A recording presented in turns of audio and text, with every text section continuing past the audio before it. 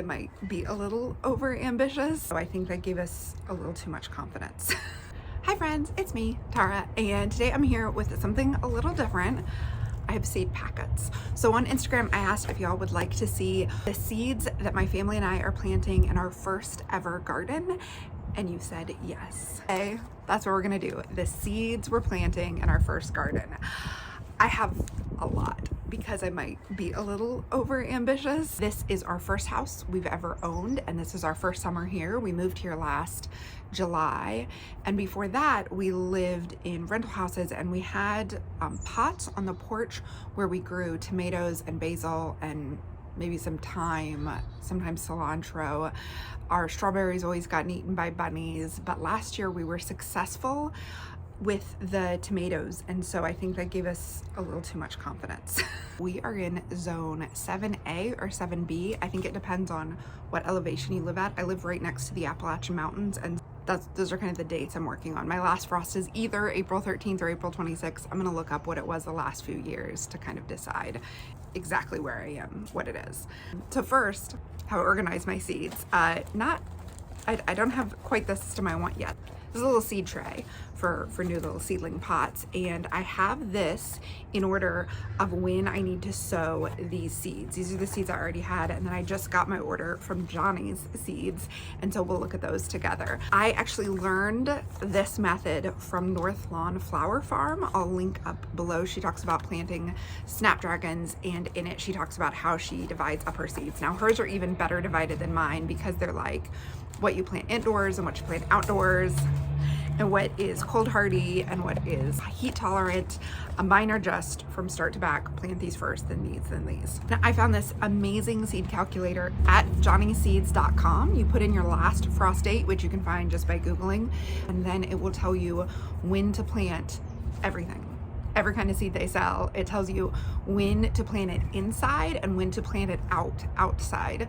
Not only like 4 to 6 weeks before your last frost date, but the actual date that is. It like calculates it, and when it's safe to set out, because so many of the calculators I found only say when to start them indoors or just when to start them. They don't even specify indoors versus outdoors, which as a new gardener I found extremely confusing because I know some plants do better starting outside.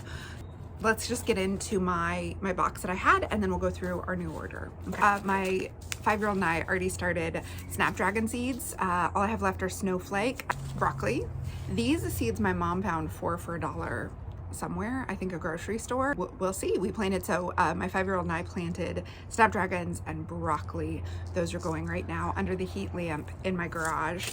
This weekend I need to check on straw flower and when it needs to be planted. I think it needs to be planted early as well. This is from Floret Seeds. My mom actually got this seed collection from Floret a few years ago, so all of these seeds are a little old, so I'm not quite sure how well they'll germinate. And it was the annual Cutting Garden favorites, and it was the salmon rose mix. So this straw flowers is the apricot mix. And then we have several hollyhock seeds, majorette double champagne, and summer carnival pink. I'm gonna start these this weekend as well.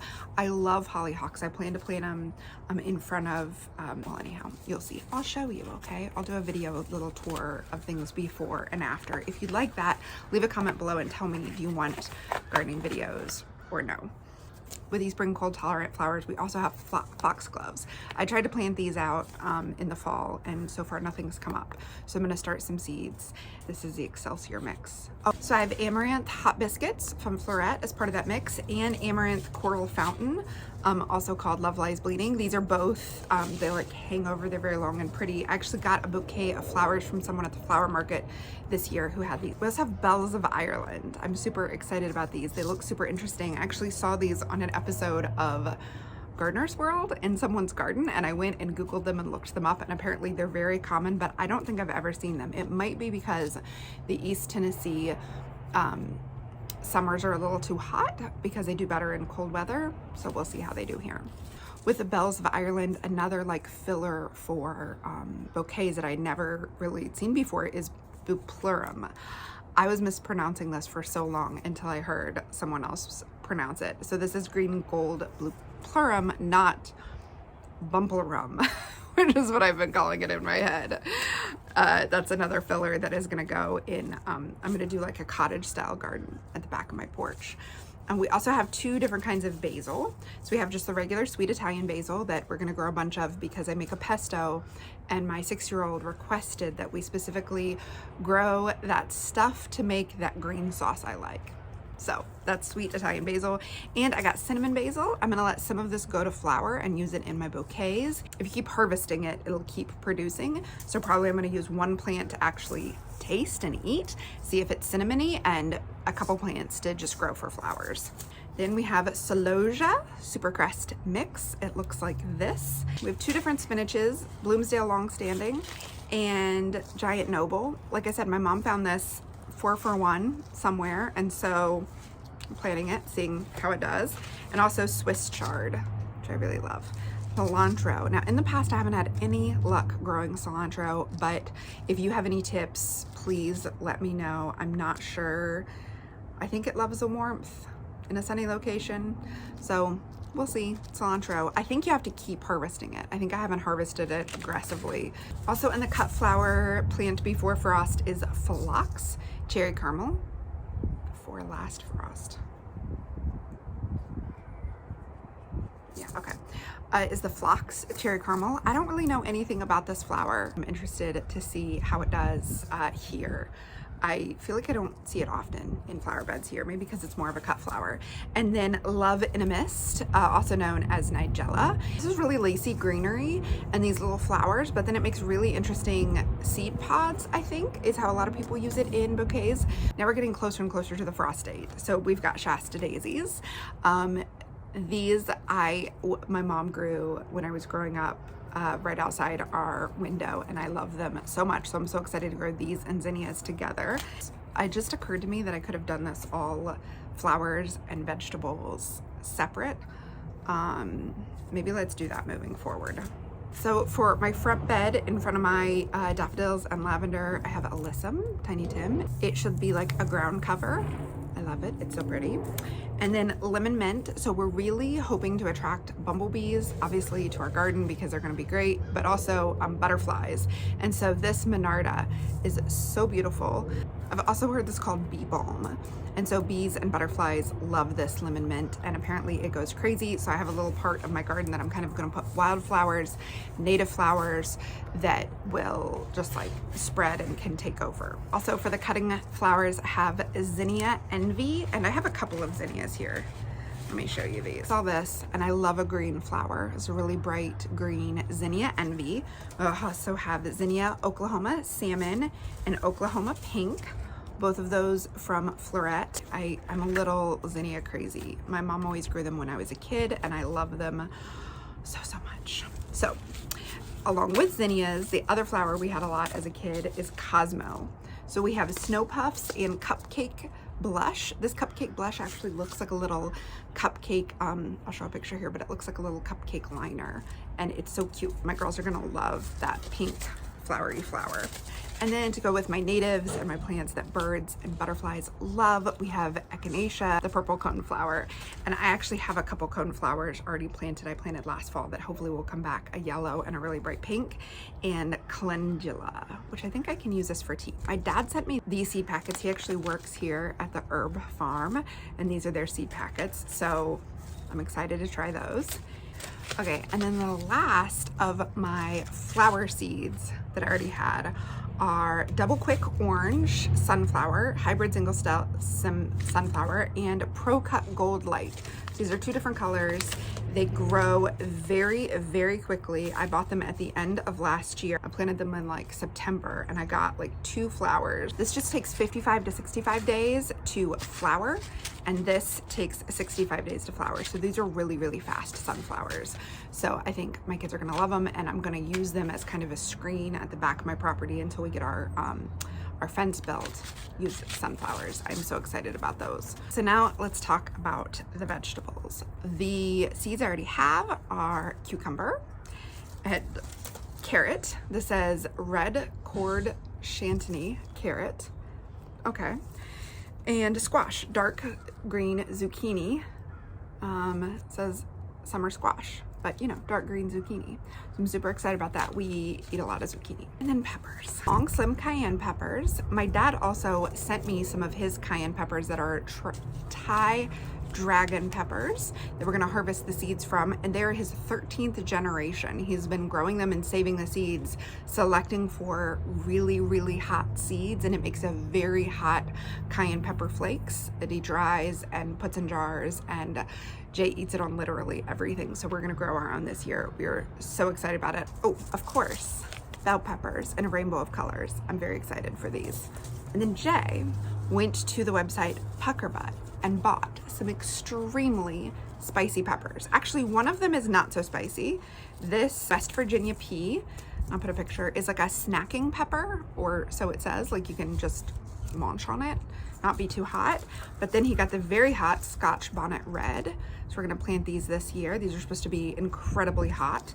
And the chocolate scorpion. And I think we're gonna wait until next year to do the chocolate scorpion, because we need to figure out where we can plant the peppers, the hot peppers, so they do not interfere with the not hot peppers, the sweet bell peppers.